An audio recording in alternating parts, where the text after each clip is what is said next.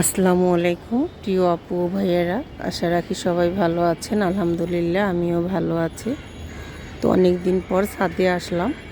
তো এসে দেখি আমার থাই জাম্বুরাগুলো মাশাআল্লাহ দিলে অনেক বড় হয়েছে।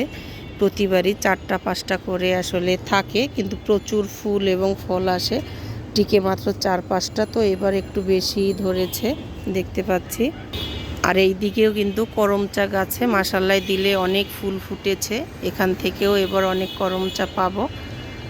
তো দেখতে কিন্তু সেই সুন্দর লাগছে। আর এখানে দেখুন বোম্বাই মরিচগুলো কিন্তু এখন আসলে রোজা দেখে খাওয়া সম্ভব না, তো তাই গাছে কিন্তু এখনও মাশাআল্লাহ দিলে অনেক মরিচ ধরেছে। আমি এখানে অল্প কয়টা ছিঁড়ে নিয়েছি, যেগুলো পেকে গিয়েছে বা এগুলো একটু 2 দিন ঘরে রেখে দিলেই পেকে যাবে। এগুলো কিন্তু অনেক পোক্ত হয়েছে, তাই আমি আচার দিব বোম্বাই মরিচ দিয়ে। অনেকগুলো কিন্তু শিউলি ফুল নিচে পড়ে আছে, আর এগুলোর কিন্তু অনেক সুঘ্রাণ। আসলে এখন যেহেতু রোজা, তাই আর ঘ্রাণটা নিব না। আপনারা সবাই জানেন এগুলো দিয়ে যখন মালা গাঁথা হয় অনেক ভালো লাগে।